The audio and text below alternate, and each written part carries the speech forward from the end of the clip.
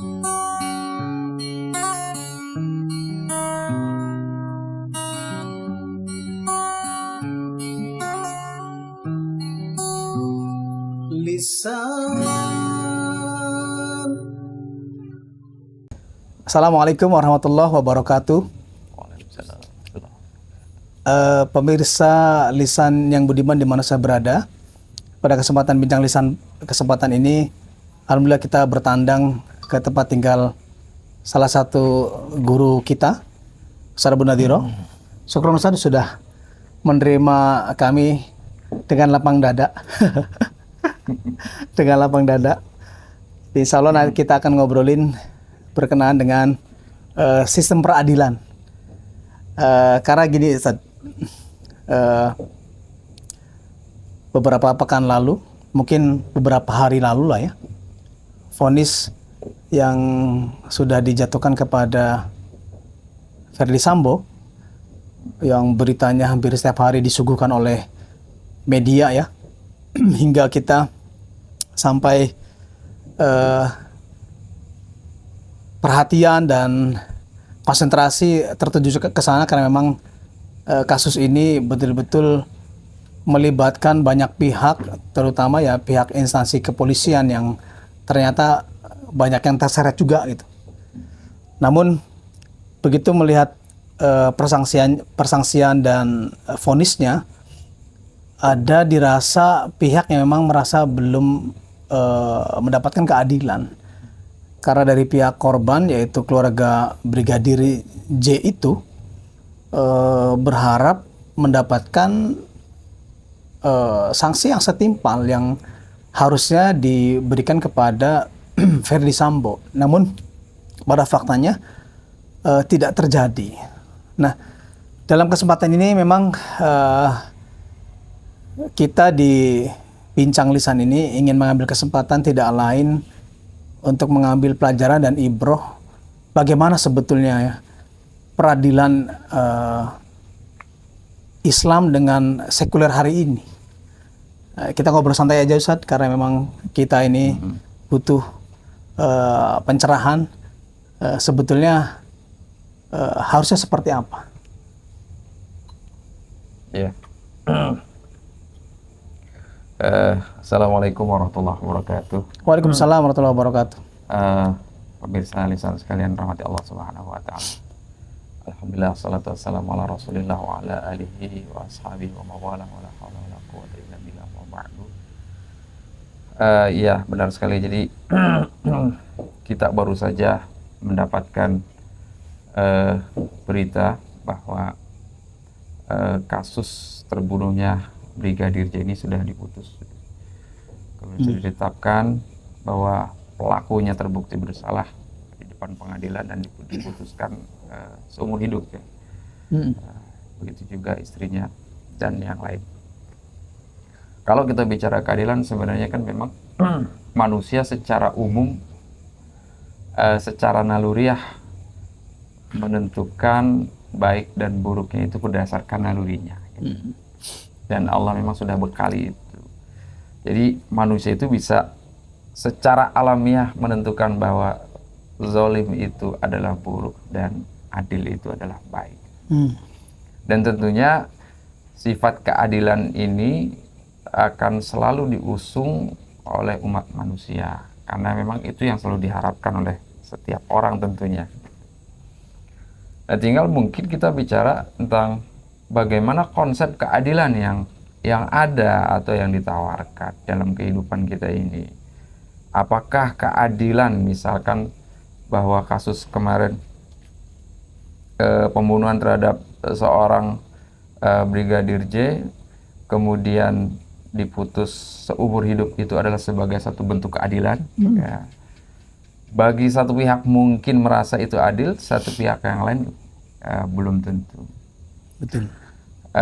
Dan tentu banyak kasus yang lain. Apalagi kalau misalkan dalam sistem peradilan Amerika, di mana untuk memutuskan seorang bersalah atau hukumannya apa, itu kan ada tim jurinya ya. Tim jurinya yang kemudian berdiskusi dengan hakim menentukan hukumannya seperti apa. Nah, Berarti mau tidak mau kita harus punya standar yang bisa diterima oleh semua orang di dalam konsep keadilan ini. Yang tentunya ini nanti akan mengakomodir rasa keadilan bagi setiap manusia yang bisa diterima gitu, baik secara akal, pikiran, juga secara perasaan. Dan kalau kita bicara tentang standar, berarti sebenarnya konsep yang ada itu tinggal di kita apa ya istilahnya, mungkin kita adu ya, atau kita adu konsep ya, keadilan, apakah ini benar-benar memuaskan rasa keadilan kita? Tidak. Sebenarnya bisa. Dan kalau kita bicara lebih dasar lagi tentang sifat manusia, berarti kita harus berbicara tentang asal muasal manusia itu ketika diciptakan. Karena memang ketika manusia diciptakan itu ada rasa ingin keadilan, cinta keadilan gitu, mengharapkan keadilan. Nah, karena kita berkeyakinan bahwa manusia itu diciptakan ya, dan Tuhan dan Allah Subhanahu wa Ta'ala sebagai pencipta itu juga memberikan satu konsep keadilan. Karena tidak mungkin Tuhan itu mendiamkan manusia ketika diberikan potensi, ada rasa keadilan, ada rasa ingin meraih harapan-harapan di dalam hidupnya, kemudian didiamkan, tentu akan terjadi bentrok ya. Akan terjadi bentrok ya. Kalau misalkan ada seorang membunuh lalu dibebaskan oleh hakim ya, bagi si pembunuh mungkin pihak pembunuh ini adil karena menguntungkan dia. Sementara bagi pihak yang dirugikan atau korban, tentunya ini merasa ini tidak adil. Nah, oleh karena itu maka ini perlu ada harus bisa mengakomodir semua. Iya. Dan tentunya ini kembali kepada pihak yang paling mengerti tentang konsep keadilan. Betul. Karena gini, Ustaz, kita amati untuk beberapa kasus yang anggapnya yang terakhir ini Verdi Sambo. Di kalangan yang memang mereka belum terlalu memahami Islam juga pun mereka merasakan bahwa ketidakadilan ini memang sangat dirasakan atau sangat kentara. Iya, iya. Apalagi tadi sedikit Ustaz jelaskan bahwa ternyata ada konsep peradilan Islam juga. Kebayangkan artinya buat mereka saja yang hari ini mereka masih berada di lingkup peradilan sekuleristik, itu saja mereka belum merasakan bahwa ini tidak ada, belum puas. Nah, cuman gini, ini ada kesan bahwa ketika peradilan itu menggunakan peradilan Islam, lagi-lagi kadang dibenturkannya dengan hak asasi manusia, ya kan? Karena bentuk peradilan yang selama ini ditawarkan Islam kan seolah-olah sangat kejam. Ini bagaimana kita menjelaskannya kepada masyarakat bahwa hanya Islam yang memang bisa memunculkan keadilan itu. Iya. Iya. Jadi seperti yang saya sampaikan bahwa rasa keadilan itu sebenarnya adalah hak asasi yang diterima oleh atau yang diinginkan oleh setiap manusia, itu menjadi hak. Karena seorang itu harus mendapatkan keadilan. Ya, ini merupakan satu hak asasi setiap orang. Cuma kalau kita bicara dengan hak asasi menurut konsep tertentu ya, katakan misalkan konsep yang mereka tidak mengikut sertakan agama di dalam konsep mereka, tentu ini menjadi satu yang berbenturan. Misalkan begini, ketika hukuman mati itu dianggap tidak sesuai dengan hak asasi manusia, gitu. Lalu mereka mengganti hukuman mati misalkan dengan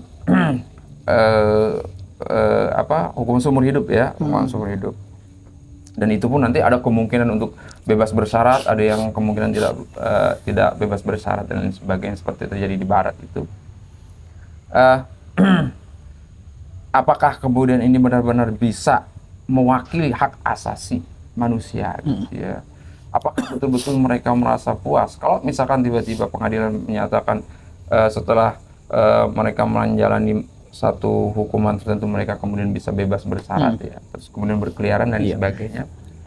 Bisa jadi ini timbul tidak rasa tidak puas bagi korban, dan ini akan menimbulkan masalah baru ya. Akhirnya nanti mereka bisa melakukan tindakan balas dendam di luar pengadilan dan sebagainya. Tentu ini juga kan bikin masalah yang baru. Iya, Ustaz. Gitu. Jadi sebenarnya kalau kita bicara tentang hak asasi manusia, misalkan di dalam Islam itu bahwa seorang yang membunuh dengan sengaja maka hukumannya dia adalah diberikan haknya itu hak jiwanya itu kepada keluarga korban. Gitu. Sebagaimana disampaikan dalam Al-Qur'an surat Al-Isra ayat ke-32. Jadi ini jadi milik si korban. Apakah kemudian dia melepaskan haknya, artinya dibiarkan hidup, nanti dengan adanya kompensasi dia bayar diat, atau ya saya ingin setimpal gitu ya, setimpal. Artinya dibunuh. Ya, artinya dibunuh kan gitu di dalam Islam seperti itu. Nah, kenapa kemudian ini sesuai? Karena memang ya ini adalah yang betul-betul seimbang, nyawa harus dibayar dengan nyawa. Gitu. Kalaupun misalkan tidak dengan nyawa, misalkan seorang itu dari pihak korban itu tidak menginginkan terbunuh, sudah dibebaskan saja dengan alasan mungkin kasihan dan sebagainya. Bayar diat, dan diat itu sangat mahal sekali. Iya. 100 ekor unta untuk pembunuhan sengaja, 100 ekor unta yang 40-nya itu adalah unta yang sedang bunting. Kita bayangkan unta berapa satu ekornya. Hari ini kurang lebih 30 jutaan ya. 30 juta kali 60, kemudian yang 40-nya itu berapa? Mungkin 50 juta kan gitu ya. Iya. Ya, artinya nilainya sangat besar sekali gitu ya. Dan itu yang pertama. Kemudian yang kedua, seolah-olah hukuman keras itu tadi dibenturkan dengan hak asasi manusia. Justru dengan adanya hukuman yang keras ini, orang ya akan berpikir 1000 kali untuk melakukan tindakan pembunuhan. Dan inilah cara Islam untuk menjaga jiwa, karena memang penjagaan jiwa itu sangat diperhatikan. Iya, Islam. Ketika memang dibandingkan maka jelas perbedaannya ya. Jadi sebetulnya apa yang membedakan peradilan sekuler dengan Islam? Landasan utamanya apa? Yang hingga akhirnya membedakan sedemikian rupa, yang kita melihatnya di Islam kok ini nih yang mampu memberikan keadilan. Iya. Kalau kita lihat sistem peradilan Islam itu memang yang paling utama, ciri utamanya itu landasannya adalah memang dilandasi dari akidah Islam. Akidah ya. Iya. Jadi ketika seorang Muslim menjalankan ajaran Islam itu memang didasari dari akidah Islam. Akidah bahwa ini merupakan perintah dari Allah Subhanahu. Itu ya. Oke. Gitu. Sementara dalam sistem peradilan yang tidak melibatkan agama dalam konsep mereka itu, akhirnya kan mereka nanti akan berhintu tentang sesuatu yang mereka rasakan. Jadi apa yang fakta yang mereka rasakan, bahwa keadilan menurut mereka itu sangat subjektif sekali ya. Menurut saya yang bisa jadi dalam kurun waktu tertentu ini akan berubah atau di satu daerah juga akan berubah. Iya. Nah, yang antum lihat Ustaz, berkenaan dengan Sambo kan kita melihatnya selama ini di media karena memang kita disuguhkan, disodorkan setiap hari beritanya itu dan itu lagi. Menurut Ustadz, Ferdy Sambo kalau dalam peradilan Islam memang harusnya mendapatkan sanksi seperti apa Ustadz? Karena memang kita ngelihatnya kok saksinya ada, pelaku dan TKP-nya juga ada secara jelas ya kan. Artinya ketika Ustadz melihat sedemikian itu, apakah beliau sudah layak diberikan sanksi berat? Beratnya seperti apa, Ustaz? Iya. Iya, jadi kalau kita berbicara tentang sistem dalam Islam, hukuman bagi seorang pembunuh itu kan adalah jadi kisos. Kisos ya? Iya. Ya ayyuhallazina amanu kutiba alaikumul qisas fil qatl. Hai orang yang beriman diwajibkan atas kalian hukum kisos. Jadi ayat ini persis dan masih satu surat dengan ayat untuk memerintahkan puasa. Puasa. Ya. Bunyinya sama ya. Ya ayyuhalladzina amanu kutiba alaikumusiyam. Kalau ini ya ayyuhalladzina amanu kutiba alaikumul qisas fil qatl ya. Jadi kalau memang seseorang itu sudah terbukti secara sah dan meyakinkan ya bahwa dia telah melakukan pembunuhan, maka hukumannya itu adalah dibunuh. Ya. Tetapi maksudnya dibunuh ini kisos ya, atau dikisos, dan nanti haknya itu akan dikembalikan kepada si keluarga terbunuh ya. Apakah kemudian orang ini akan dibunuh atau dia dibayar diatnya ya, dibayarnya dengan tadi ya 100 ekor unta. Jadi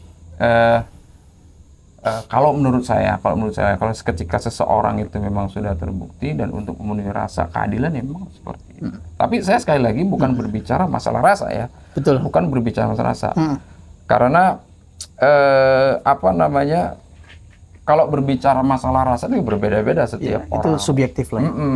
Ketika misalkan ada contoh kasus, saya lupa itu ada sekitar tahun 80 atau 90-an, 2000-an ya. Di Amerika sana itu, ketika ada seorang wanita yang dia punya anak 3, yang 2 sudah diberikan ke orang lain untuk diadopsi, dia punya anak tinggal 1, umur 7 tahun. Lalu kemudian dibunuh sama tetangganya. Subhanallah. Dibunuh sama tetangganya, kemudian diputuskanlah bahwa si pembunuh ini dihukum. Nah, dihukumnya itu kan mereka tidak menggunakan hukuman mati. Akhirnya si ibu ini merasa tidak puas. Ya, sampai kemudian beberapa kali dalam persidangan itu dia membawa senjata. Dan itu akhirnya digunakan. Oh iya. Ya, sebelum diputuskan beberapa saat sebelum diputuskan ditembaklah. Di Jerman itu terjadi di Jerman. Nah ini kan menandakan bahwa rasa keadilan itu nanti kalau diserahkan kepada individu itu rasa berbeda-beda. Gitu. Ini yang kita harus hindari dan tentunya tadi ini akan menimbulkan efek domino, orang akan melakukan balas dendam dan lain sebagainya. Kalau seandainya misalkan keluarga balas dendam, kemudian yang lain tidak terima lagi, balas dendam lagi, itu kan akan masuk. Iya. Baik, Ustaz. Pertanyaan terakhir. Pesan Ustaz untuk sobat lisan di mana berada. Jadi apa saran dan himbauan dari Ustadz untuk masyarakat agar ya hadirnya keadilan? Ya, baik. Jadi sebenarnya gini, kalau kita bicara masalah ajaran Islam, di mana itu bicara masalah hukum, ada wajib, ada sunnah, ada mandub, ada mubah, ya, makruh dan haram untuk perbuatan dan halal haram untuk benda. Memang hukum bisa berbeda-beda, ada wajib, ada sunnah. Tetapi keyakinan bagi seorang muslim untuk terikat dengan ajaran Islam ini adalah suatu kewajiban. Ini tidak boleh. Bahkan ini masuk bagian kategori akidah. Keyakinan bahwa kita itu terikat dengan ajaran Islam. Oleh karena itu, kalau misalkan kita sudah betul-betul memahami ini adalah bagian keyakinan kita, maka apapun yang datang dari Allah Subhanahu wa Ta'ala tentunya akan kita terima. Ya, akan kita terima dengan lapang dada dan kalau berbicara tadi masalah konsep tadi keadilan, tentu ini bisa kita bisa bandingkan ya, kita bisa adu ya konsep keadilan di dalam Islam itu. Karena kan ini bicara konsep ini bukan hanya berdiri satu sistem saja. Kalau kita berbicara tentang proteksi terhadap jiwa, tidak boleh membunuh, ya tidak boleh merampok, tidak boleh mencuri, berzina. Artinya kan lingkungannya ini adalah lingkungan yang betul-betul menjaga mereka untuk tidak melakukan perbuatan tersebut. Ya, ketika misalkan berzina dilarang ya, perzinahan dilarang, maka kemudian sebelumnya Islam itu memerintahkan dari awal anak laki-laki dan perempuan tidur harus dipisah, ya kalau sudah besar. Kemudian juga dia harus menutup aurat, menundukkan pandangan, memisahkan kehidupan laki-laki dengan perempuan, tidak campur baur dan lain sebagainya. ini adalah untuk menciptakan kondisi yang jangan sampai terjadi hal-hal yang tidak diinginkan. Langkah preventif. Dan kalau misalkan pun masih dilakukan, berarti orang ini nekat. Kenapa? Karena hukuman di dalam Islam itu sangat berat sekali. Betul. Dan sekali lagi kita jangan melihat secara subjektif bahwa ini kok tidak sesuai dengan hak asasi manusia. Justru dengan adanya hukuman yang berat ini menjadi pesan buat yang lain. Janganlah kalian mendekati perbuatan yang dilarang. Perbuatan kriminal ya, kriminal seperti ini yang kenapa? Karena efek ini akan berat sekali buat kita. Adanya ada efek jera. Selain itu juga yang pertama, yang kedua itu hukuman di dalam Islam itu kan adalah sebagai penebus dosa. Ini yang mungkin tidak ada di dalam konsep keadilan di luar Islam. Iya. Ya, ketika seorang dihukum itu, ketika Ma'iz itu dirajam sampai kemudian ada sahabat yang keceplosan itu sampai marah-marah mencaci maki, kata Rasulullah jangan. Ya, kenapa? Aku lihat Ma'iz itu di surga itu dia sedang berenang. Ya. Artinya sudah dibersihkan ya. Bahkan Al-Ghamidi itu menyatakan, ya Rasulullah tohirni, sucikan saya. Ingin dihilangkan dosanya dengan diberlakukan hukum. Dan pada saat itu rajam padahal ya. Dikubur hidup kan seolah-olah. Nah ini yang karena kita juga berkeyakinan kehidupan ini bukan di dunia aja, tetapi juga ada kehidupan di akhirat yang semuanya harus kita jaga. Gitu. Jadi pesan saya itu kita harus betul-betul menguatkan keyakinan kita bahwa kita terikat dengan ajaran Islam. Iya. Syukran Ustaz, kesempatan waktunya untuk ngobrol di Bincang Lisan. Insyaallah. Sobat Lisan di mana saja berada, alhamdulillah di kesempatan ini kita mendapatkan banyak pengetahuan berkenaan dengan sistem peradilan. Beliau tadi Ustaz Abu Nadir menyampaikan bahwa tidak lain yang dapat menghadirkan keadilan adalah Islam. Jadi ketika dibenturkan dengan nilai-nilai hak asasi manusia, maka ya jelas akan sangat bertolak belakang. Karena hak asasi manusia sendiri adalah konsep dari Barat, yaitu konsep yang memang datang dari luar Islam. Jadi jangan sampai kita berharap keadilan, namun justru kita mengabaikan sumber keadilannya, yaitu Islam. Kita tidak mau bahwa yang nanti menjadi korban adalah bagian dari keluarga kita, baru kita ngeh bahwa ternyata keadilan tidak lain memang datangnya dari Islam. Allahu a'lam bishawab. Assalamualaikum warahmatullahi wabarakatuh. Waalaikumsalam warahmatullahi wabarakatuh. Lisan